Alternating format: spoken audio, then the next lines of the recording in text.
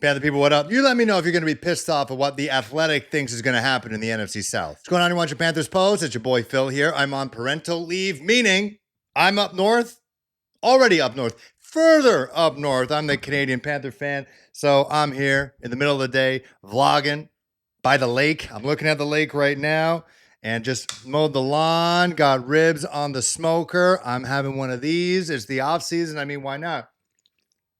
Let's talk about the Panthers right now. I'm not the only one talking about the Panthers. The Athletic talking about the Carolina Panthers and the NFC South in general, what they think is going to be happening in the upcoming season. And this is how they view it. Now, number one, they think the Tampa Bay Buccaneers are going to be even better than they were in 2024. They're looking at Mike Evans. Is he going to be passing Jerry Rice's records? Obviously, they still got Chris Godwin back. They added a couple more rookie wide receivers as well.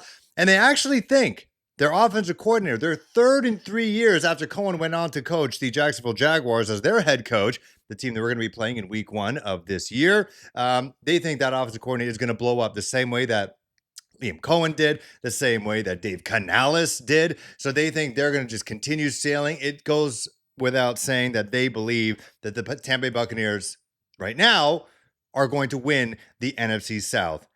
Then they talk about the New Orleans Saints. I think New Orleans Saints right now are probably going to be the worst team in the division, something that they already were last year. They don't know who the hell their quarterback is. Are they in the Arch Manning sweepstakes? Is Arch Manning even going to be in the draft this year? But they say just if they don't know who their quarterback is, they're not really a team. They're a headless chicken. They're going to be not as good as 2024. So, Jay, based on how they did last year, they're probably going to be bottom of the barrel in that sense. Then you got the Atlanta Falcons. Now, that's a bit of a wild card team, literally a wild card team. And they talk about how Kirk Cousins, who again is in another quarterback documentary, can this guy have any more documentaries about his damn life? So they think now with Michael Penix under center, I've said it before, the guy scares me, like in a bad way as a Panthers fan. I think he's going to be really good. He's got an electric arm. He's dual threat. He's older, but he's got experience. Like, to me, that's what it means. It's not a knock on him whatsoever. Look at Bo Nix. He's like 28 years old. He was a Rookie of the Year candidate. So Michael Penix, they mentioned him, but they think a real big improvement for this team and a real big question mark at the same time, potential big improvement, is the pass rush. They got James Pierce Jr. They got Jalen Walker, who really thought he was going to be a Carolina Panther, but as we all know, we got completely bamboozled and hoodwinked by the front office here in Carolina. There in Carolina. I'm wearing so much Panther gear. I'm surrounded by Panthers merch. I feel like I'm in Charlotte, but we all thought he was going to be a Carolina Panther, ended up being Tetra McMillan. I think we're all happy with that decision. But they believe that the Atlanta Falcons are going to be better than they were last year, meaning either first place, second place, but not third. So first or second, basically it for the Atlanta Falcons. That's what they're thinking about right now. Mind you, these are beat reporters who are writing about these teams. It's not a general assignment NFL reporter. And then they come to the Carolina Panthers. And of course, it's Joe Person who covers the Carolina Panthers pretty darn well, if you ask me. And really the big question mark for the team is obviously Bryce Young in his third year. Can he continue the hot streak that he ended the year on after getting benched for Andy Dalton, who got into a car crash and then is fine? But Bryce Young came back and did his damn thing, lit us all up. I wasn't sure if I was going to ever wear this jersey again. I haven't taken it off, and I will not take it off on game days. But basically everything that they've done, drafting Tetra McMillan, picking up Jimmy Horn Jr. in the later rounds, improving the defense to make, shorter fields for him, picking up Rico Dowdle, picking up Dave Canales, the quarterback guru, got the continuity in Dave Canales, got the continuity in the offensive line, got Adam Thielen there, the rusty old vet. The wide receiver room, I'm going to be making a video about it, how competitive it's going to be. The tight end room, how competitive that's going to be. And with all that said, all that hinges on how good Bryce is. If Bryce Young is trash, this team will be not what we wanted. Because you still have Andy Dalton, who's not hot garbage. He's not hot garbage. He's not just collecting a check just to hang out, go to the breweries in the South End. No. Like, he will be competitive. But we're not even thinking about that. We're thinking about Bryce Young taking that next step. And I think he's doing everything right. He seems to live in the gym. He's surrounded by the right people. Thank goodness Charlotte isn't LA or New York or New England or even Chicago in terms of market size. Like, it is, they're not getting the ire of the national media every single day. Dallas, I turned on ESPN real quick. They're still talking about Dak Prescott. Why? But I think he's got the right surroundings around him in terms of the continuity of the coaches, as I mentioned. I think, that throw around with some of the skill position players, I think that's going to be huge for him. And the added help in the backfield, Rico Dowdle.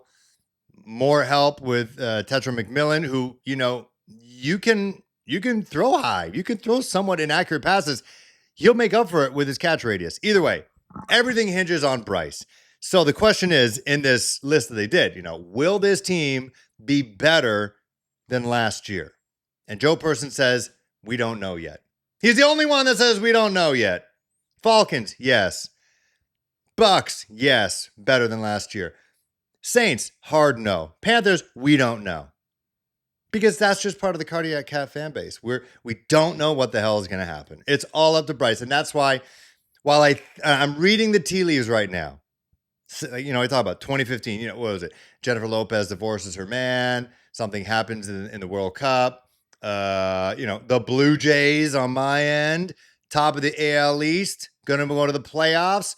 We'll see how far they go. That was in 2015. Same time the Panthers started their season 2015 against the Jacksonville Jaguars. Our starting quarterback was having fisticuffs with our starting cornerback, Pro Bowl cornerback, and Cam Newton, Josh Norman. And now you got Bryce Young, not fighting, but fighting with words with J.C. Horn. These kids, these Gen Zers, they don't fight. They don't fight. They tweet, and they text, and they Snapchat, they TikTok. They don't fight. They're not fighting. So that's happening. Jacksonville Jaguars, Travis Hunter up against Tetra McMillan. It's all the stars are aligning. But we got to sit and wait until week 1. And I think I already called it. Panthers winning that game 1-0. You're up against a rookie head coach. It's going to be funny because you got two former Buccaneers offensive coordinators. They know each other's game. Just letting their defensive coordinators know, hey, this is what this guy likes to do. Here's his tendency. Here's that tendency. Let's exploit it. Do we have a better quarterback in Bryce Young than the Tampa Bay Buccaneers do? I would say a little less. Just from experience. Baker's kind of been there. They've both been there in college. They both won Heisman's. They've both had the pressure on them. But Baker's just been in the league a little bit longer.